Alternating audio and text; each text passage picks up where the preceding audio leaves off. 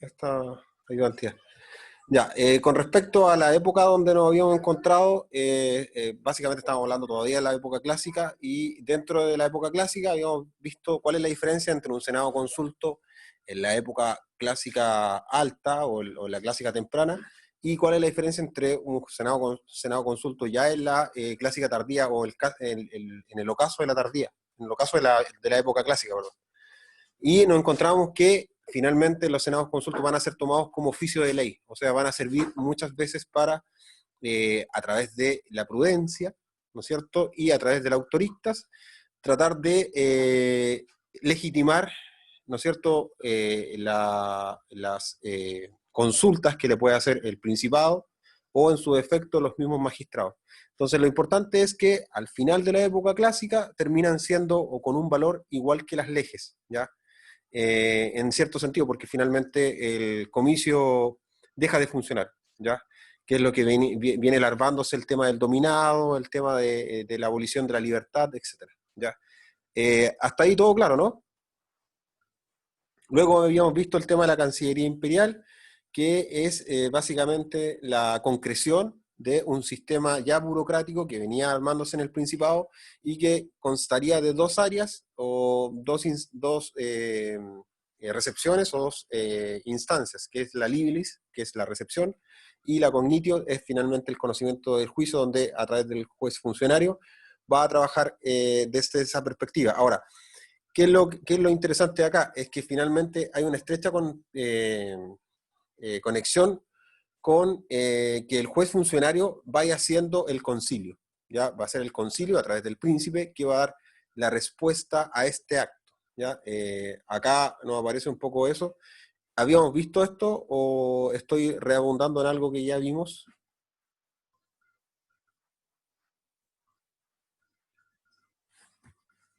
No sé si alguien ahí... No, sí, no, no, por ahí quedó la lectura porque se fue abruptamente, así que eso no lo había, yo Ya, me bacán, acuerdo ya, el bacán. tema del, sí, eso. Ya, entonces, lo que vamos a llamar actividad jurisprudencial, digamos, los juristas mismos que van a trabajar en este concilio, van a dedicarse a interesarse ahora por problemas de distinta naturaleza, ¿ya?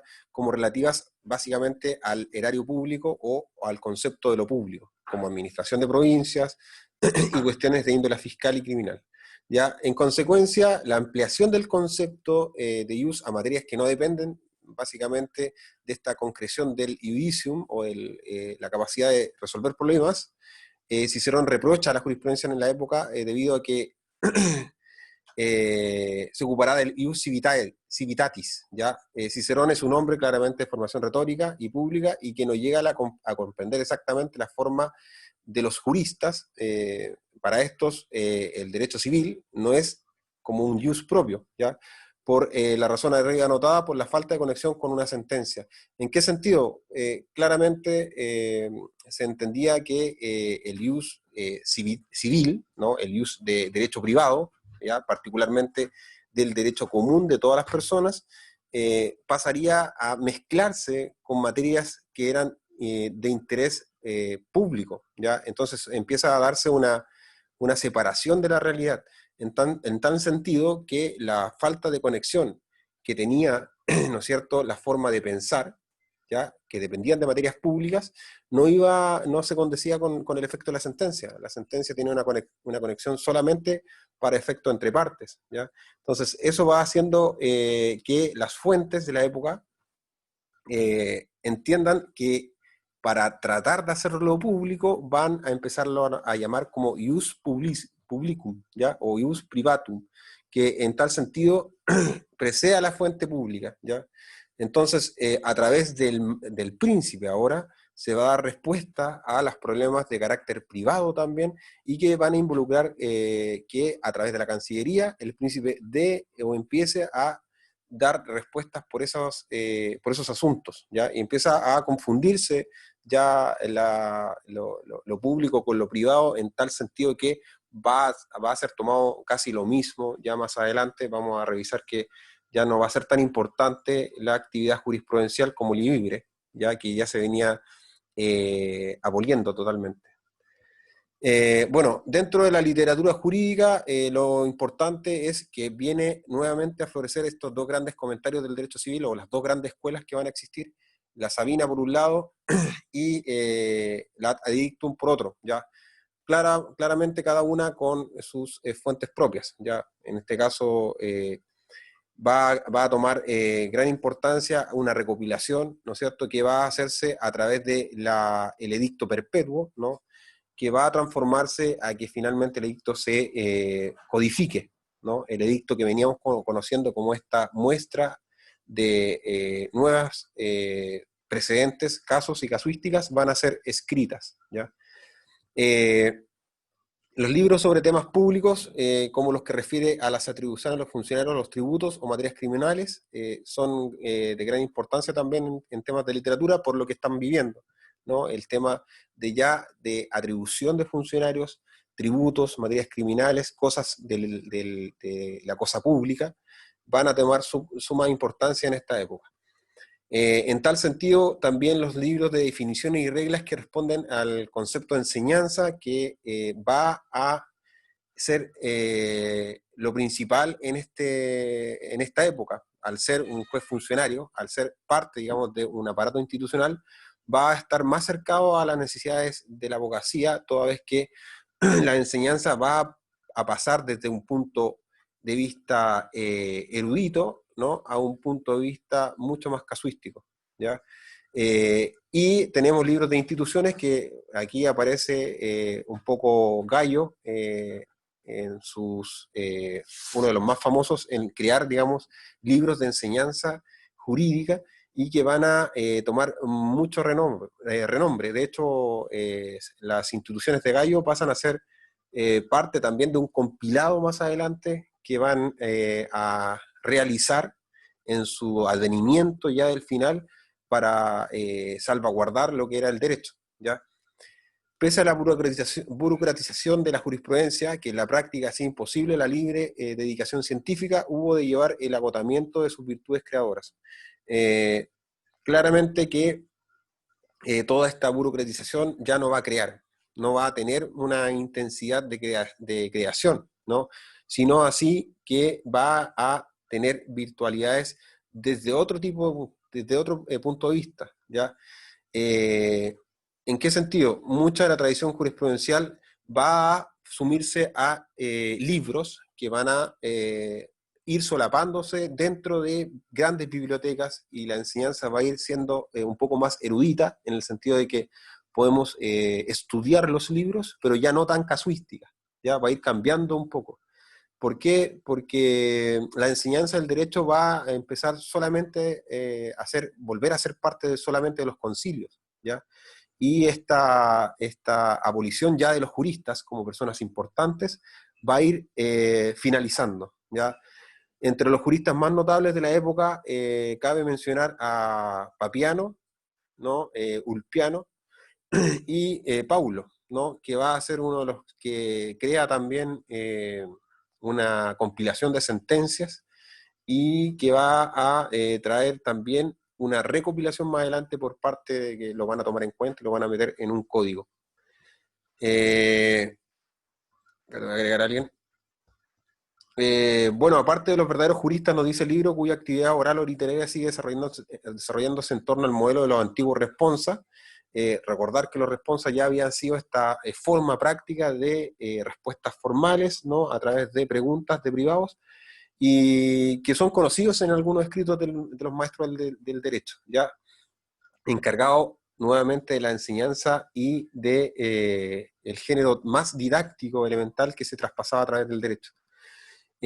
Bueno, en esta época va a ir trivializándose la difusión. ¿Por qué? Porque va a sufrir ya el debilitamiento total con el fraccionamiento del imperio, en tal sentido que una parte del imperio va a quedar sumida en una suerte de consuetudo o prácticas que eran reiteradas, en el sentido de que cuando estaban dominados como por república, quedaron con los magistrados y se empezaron a seguir el mismo funcionamiento, pero ya este perfeccionamiento va a quedar entregado simplemente a la costumbre.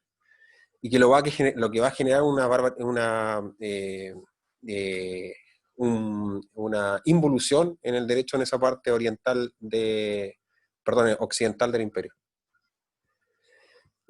Aquí ya habíamos hablado de Gallo, nos mencionan a Gallo con las instituciones básicamente los libros de enseñanza jurisprudencial, que ya ustedes pueden leer o pueden saber, pero en general lo más importante es que Gallo siempre se le vincula a libros de enseñanza. Y hasta ahí termina lo que es la época clásica tardía.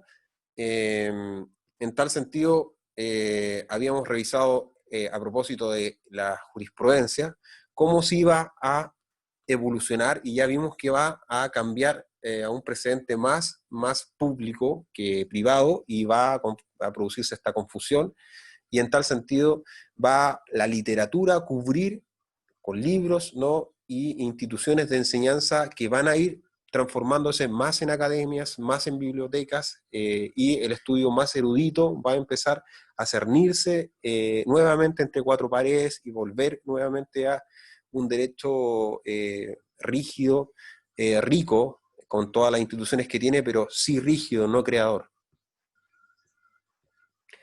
Con respecto a los rescriptos imperiales, en este sentido, la forma de publicar o de indicar, ¿no es cierto?, la clásica actividad de los jurisprudentes, que es el responsa, se transformó en público, ¿no? Y que finalmente permite al príncipe asumir esta capacidad de tomarse la autoría, o la autoristas, de un saber que ciertamente no va a ser de él, sino que va a ser nuevamente de el órgano asesor, ¿no? En tal sentido, las respuestas que la Cancillería daba iban con una figura de suscriptio que se estampaba con la respuesta del príncipe, ¿ya? Y también del jurista que había sido dada, y entendiéndose así que como una actividad jurisprudencial que va a emanar y que va a llamarse en la última época clásica con el nombre de rescripta, ¿ya? ¿Alguna duda hasta acá, por lo menos en la clásica tardía, cómo evolucionó la jurisprudencia? ¿Se entiende? ¿Para dónde va? Para el lado, digamos, un poco más burócrata, un poco más aparato estatal, un poco más público, y un poco más centrado ya no a crear, sino que a aplicar lo que ya habíamos hecho. ¿Se entiende, no? ¿Alguna duda? No, ninguna. Ya, bacán. Entonces, en tal sentido, los rescripta van a tomar la actividad jurisprudencial indirecta, claramente, porque los que asesoran al príncipe se remonta a la historia a el propio Augusto que se rodeaba con este concilio, ¿no? Las respuestas imperiales se emiten a través de la epistulae, que tiene normalmente una finalidad interpretativa del derecho, pero cuya fuerza vinculatoria real descansa en la reverencia que debe el emperador al magistrado o al funcionario solicitante, ¿ya?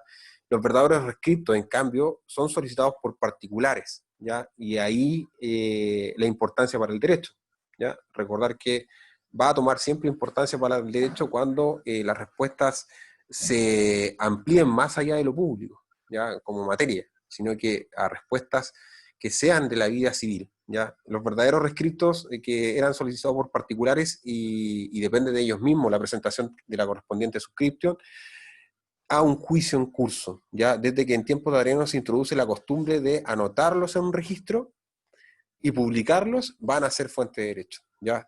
Entonces, ahí, en ese momento, el rescripto cambia, ¿no? Porque también el rescripto va a ser esta respuesta que en algún momento se le hacía al Senado, ¿ya? Que va a tomar igual el nombre de rescripta, ¿ya? La idea es que ustedes no entiendan que... hola, Carolina Araya está saludando. No va a tomar solamente el nombre de rescripta, sino que la idea es que ustedes entiendan que va a ser la legislación que va a ir labrándose de a poco, como centralizándose a través de una sola persona, ¿ya? Un imperio, perdón, una figura monocrática, ¿ya? Entonces, cuando se publican, son fuentes del derecho. a pesar de que formalmente los rescriptos y las obras jurisprudenciales directas tienen un origen distinto, no son en esta época ni los primeros tiempos del periodo posclásico, ¿ya? Recordar que aún están en la etapa, en la época clásica tardía, ¿ya? Entonces, en tal sentido, el fundamento, ¿no es cierto?, está en el jurista, ¿no?, la respuesta jurídica, y buscar a través de esta idea publicarlos para dejarlos como antecedente directo para ir tomándolos y volver a usándolos, que es como lo que tenía el edicto, ¿ya? Por eso las primeras colecciones de rescriptos que se publican serán consideradas para entonces como obras cercanas a la jurisprudencia, ¿ya? Esa es la idea, ¿ya? Porque finalmente es la forma en que se equipara, ¿no?, como entre ley y entre también caso privado, que es lo que veníamos buscando, ¿ya? Y va a tener este sentido de ejemplificar a quien lo tome, ¿no? Los rescriptos son extractados, archivados en el registro que les mencioné, y que finalmente es lo que tenemos que decir hasta acá con los rescriptos. No creo que haya que decir mucho, pero entendiéndose de esa forma, como el ius publicae respondiendi, ¿no?, como el responsa público de un jurista atribuido ahora al mismo príncipe. ¿Alguna duda? Bueno, la época posclásica se marca con las muertes de estos juristas, Paulo, Ulpiano, que finalmente cierran el ciclo que se venía creando a través de las sentencias de Paulo, y Ulpiano como un jurista atrevido e innovador, y ahora en un periodo posclásico cuya característica va a ser precisamente la de la producción culta del derecho, va a ser reemplazada finalmente por una fuente única, ya, que va a emanar de la potestad del emperador y que va a ser la legislación única fuente del derecho, ya. Y tomando en cuenta el tema de la forma de ser un emperador, ¿no?, que va a tener todo de manera pública, no va a haber propiedad privada, se van a evitar todos los problemas de atribuciones de tierras, ¿no?, también de conflictos entre privados, porque finalmente van a ser sometidos como súbditos, ¿ya? Al comienzo de la época posclásica coincide con el último emperador de la dinastía de los Severos, Alejandro Severo, hecho que ha de asumir el imperio es lo que ya volvía a repetirse antes del avenimiento de Octavio, que es otra convulsión, otra anarquía que produce la disolución y que el orden y el ejercicio normal del poder son restaurados bajo nuevas formas, bajo militares enérgicos, que aparecen ahí Claudio, Aureliano, Probo, Diocleciano, este último, ¿no?, semejante en el aspecto augusto, tras las apariencias arcanizantes de una restauración que realiza Diocleciano, establece un nuevo régimen postrema consecuencia de la alarmada confusión entre ambos sentidos, ¿no?, entre la atribución de un saber que venía siendo propio de un jurista, con la atribución también de dar órdenes sumarias sin causa y en tal sentido atribuido a la potestas.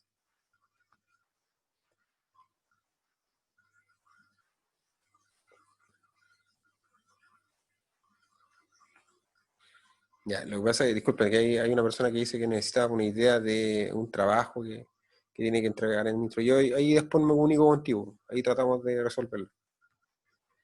Entonces la época clásica empieza desde esa perspectiva, ¿ya? Empieza bastante convulsionada y lo que va a terminar con el avenimiento de dos dinastías o dos grandes separaciones de imperios, ¿ya?, que va a ser el Oriente y el Occidente. Por el lado del Oriente se va a ubicar la capital de Constantinopla, ¿no?, en realidad la capital de Bizancio, y que va a generar todo el peso social y cultural, además de las manifestaciones que van a incluir el cristianismo, las costumbres arraigadas y el poder del imperio, ¿ya? Y en tal sentido también va a mantener todo el sistema de ius vigente, que va a incluir toda la última jurisprudencia emanada desde esta época a través de recopilaciones de códigos, que va a venir siendo por esta introducción de la imprenta, ¿ya? Entonces, lo importante en esta época y lo que explica la división del imperio en dos grandes regiones, el fundamento de cabeza es la diferencia idiomática y el mayor nivel cultural que logran conservar las provincias del Oriente, ¿ya? Además, sumándole aquello que había mucho peso cultural, una ciudad cosmopolita, una ciudad llena de diferentes credos, que va a generar efectivamente que todo el tradicionalismo y lo más conservado y lo más fuerte se separe, ¿no? Y va a quedar en tal sentido así el imperio. La división entre Oriente y Occidente adquiere a la muerte significación política, a la muerte déjame verlo, del emperador Constantino, ¿ya? Y que va a contribuir a consolidar por algún tiempo más el poder del imperio, y la intervención de los obispos en la Cancillería trae a luz de renovación en la estructura administrativa y hasta en ciertos aspectos de la vida jurídica, pese a la más deficiente formación técnica de los nuevos prefectos. La división entre Oriente y Occidente adquiere a la muerte, que habíamos dicho, significación política, aun cuando en ciertos periodos se restaura la unidad, ¿ya? Pero la idea de imperio como ámbito único subsiste y hasta queda favorecida por el hecho de la desaparición de la figura del emperador de Occidente, que tras la deposición de Rómulo Augusto y el envío de insignias imperiales a Bizancio, Justiniano será el último emperador que emprenda el real esfuerzo por restaurar la unidad del imperio. Durante la época posclásica se distinguen tres subperiodos, al igual que la clásica: la temprana, la constantiniana, y la teodosiana, ¿ya? ¿Qué es lo importante de acá? Habíamos encontrado en la época temprana, que es el inicio, que comenzó abultado, que la Cancillería, pese a faltar una vena creadora de los juristas, imita el estilo clásico del derecho. Va a mostrar también a grandes emperadores como Gordiano, cuya Cancillería cuenta con la figura todavía relevante de Herenio Modestino y Diocleciano, ¿ya?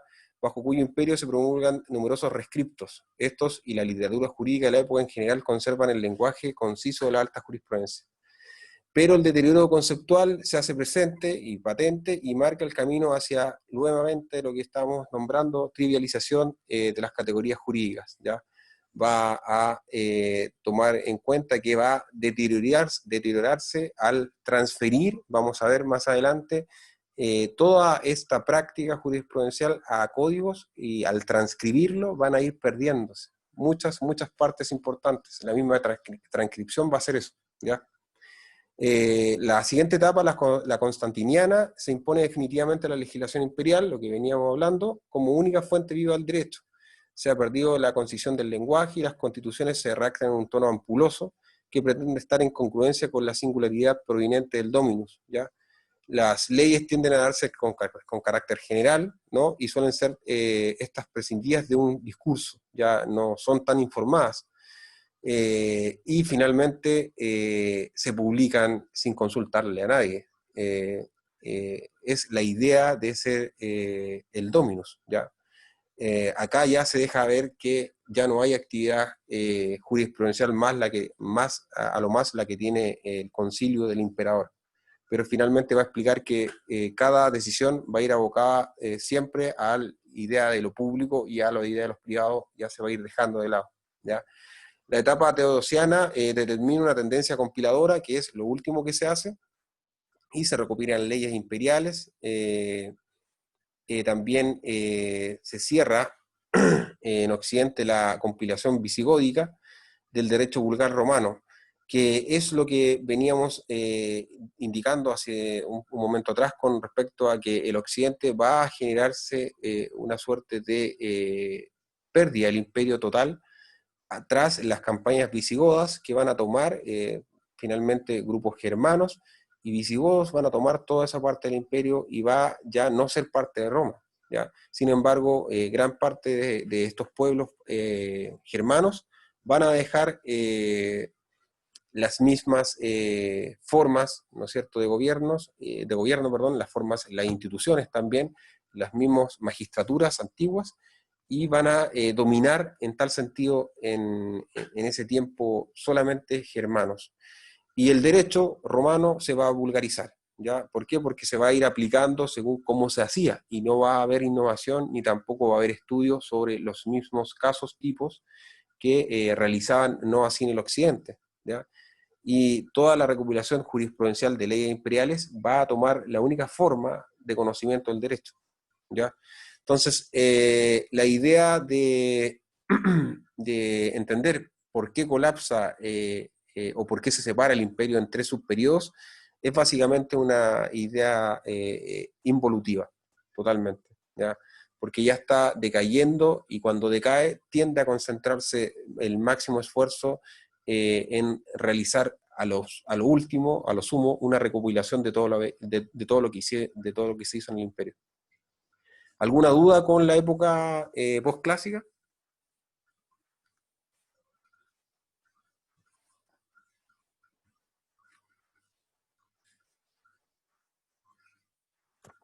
Por lo menos yo no, Franco. Gracias. Ya. Entonces, en resumen, para volver a indicar qué pasó en lo postclásico básicamente sucede lo que veníamos ya viendo de la idea de emperador único, la idea de una única legislación, y la idea ya de quitar toda forma de derechos civiles o derechos políticos de los ciudadanos al legitimar estas propias decisiones. A través de esta idea de mezclar las potestas con las autoristas, y en tal sentido las decisiones ya van a estar no solamente fundamentadas en una idea de fuerza, sino que también en una idea de un saber reconocido que los emperadores van a generar y van a lograr, ¿ya? En definitiva. La separación del imperio, no olvidar por qué se da, ¿ya? Entenderlo básicamente por una idea de nivel cultural, ¿no? Una idea de mayor desarrollo, y también por una fuerte separación, heterogeneidad, ¿no es cierto?, entre la población. ¿Ya? La época posclásica está entre esas tres etapas: temprana, toda vez que la temprana aún sigue modificándose en cuanto a la Cancillería y a las respuestas de los emperadores, y tiende, ¿no es cierto?, a la legislación de los rescriptos, ¿no? Y en la época constantiniana ya derechamente se habla de legislación imperial, toda vez que la única forma de legislación va a ser a través del emperador. Y por finalizar, en la época teodosiana, solamente recopilación, que es la palabra que se les tiene que venir en la mente. ¿Ya? La consuetudo vuelve a aparecernos, ya hablando derechamente de la parte occidental del imperio. Ya veníamos hablando de qué es lo que pasó en el occidente con los germanos, con la toma de esta parte del imperio, y por la consiguiente forma o falta de forma de estados conceptuales, ¿no es cierto?, de derecho, porque los pueblos germanos no tenían conciencia de eso. Por lo mismo eran llamados bárbaros, en tal sentido que se les consideraba como personas distintas a los romanos.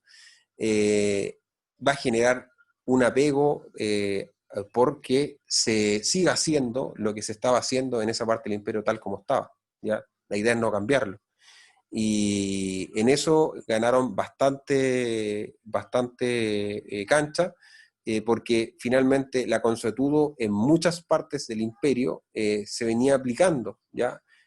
Sobre todo en la parte occidental. En tal sentido, era una costumbre de realizar, ¿no es cierto?, bajo una cierta reiteración, eh, una forma de realizar que se está actuando bajo lo que se considera como el derecho, ¿no? Como lo que tiene que ser así por lo justo. Entonces, esa misma forma va a terminar destruyendo los mismos modus maiorum, que es la costumbre jurisprudencial, ¿no? Y va a ser incluso la consuetudo contraria a la jurisprudencia, ¿ya? Porque no va a ser precedente directo ajustado a derecho de la época, ¿ya? Básicamente va a ganar cancha en la expresión costumbre, porque va a entenderse que esa es la forma por la cual se va a ir imponiendo la nueva práctica judicial en ese lado del imperio. Por ende, se va a llamar vulgar, ¿no? Todo lo que nazca de ahí. Va a ser un derecho trivial, sin manejo de argumentos, y que se emplea en distintas formas a lo que es la Cancillería, ¿no? Que va a intentar, lógicamente, dar respuestas de derecho, ¿no es cierto?, manejar los casos casuísticos a través de los rescriptos públicos, y también manejar a través de todos los compilación de libros de enseñanza, refugiados, lógicamente, al estudio en bibliotecas, de manera erudita, como les venía diciendo, y va a ir en tal sentido, esa es la idea, ¿ya? Va a ser la época, o el derecho clásico, o el derecho clasicista, a lo mejor, a lo menos. En cambio, lo vulgar va a ser más cercano a la costumbre. En tal sentido, por ejemplo, en la legislación actual, la costumbre, ustedes ya saben que no es tomada como fuente de derecho, sino en los casos que la ley se remita a ella. Por ende, es la idea. Pero hay otros casos, por ejemplo, cuando la costumbre sea contraria a derecho, o cuando la costumbre supla un silencio que no ha abarcado el campo legal, ¿ya? En esos casos, la idea de costumbre se nos hace mucho más a conciencia cuando hablamos de usos sociales, y que vendrán a ir asentados por la repetición misma del accionar de las personas que vivían en esa parte del imperio. Ahora, con respecto a la jurisprudencia, vamos a encontrar con los iura, que va a ser el fruto de estas bibliotecas, ¿no es cierto? Gran protección va a alcanzar, y que durante la época posclásica procurará centralizar el poder imperial, la producción jurídica a través de las constituciones, que va a seguir teniendo importancia como fuente del derecho, la tradición jurisprudencial, que no consiste ya en la forma viva de los responsa, sino en la conservación y en la transmisión de los antiguos libros de los juristas.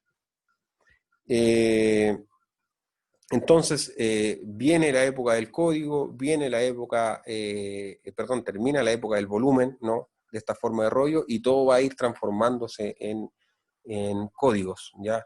Lo interesante de esto es que se pierden muchos fragmentos al transcribirlo, no son copias fieles, y por ende empieza también a crear confusiones, ¿ya? No es armónico, ¿ya? La tradición jurisprudencial denominada los iura, que en el tiempo posclásico incluye también los rescriptos precontinianos, elaborados a través del método de responsa, que es antes de la división del imperio. 12 ediciones de estos rescriptos, resumidos y ordenados por materias, son preparados respectivamente por un conocido llamado maestro jurista gregoriano, y por hermogenianos, que van a ser efectivamente los corpus gregorianis y los corpus hermogenianis, ¿ya? Que van a ser el corpus gregoriani y los responsas antes de Preconstantino, y hermogeniani toda la legislación posterior a eso, ¿ya? Entre los más importantes resúmenes de las obras jurisprudenciales directas deben citarse el libro de sentencias de Paulo, que les mencioné yo adelante, y también que va a mostrar cómo el pensamiento jurídico occidental hacia fines del siglo III es objeto de una segunda revisión que se publica a través de 100 años después de esta. Se republica esto, y otra obra similar a principios del siglo IV es atribuida a Ulpiano, aunque en verdad parece nuevamente ser la institución de Gallo, ¿ya? Entonces van a ir de una u otra forma renovándose, sacando los casos que teníamos y que era obra de la jurisprudencia, y transmitiéndolos a códigos. Queda un minuto, vamos a seguir para los que se quieran conectar después de esta, y terminaríamos con eso. Voy a parar esta acá y nos vemos en la siguiente.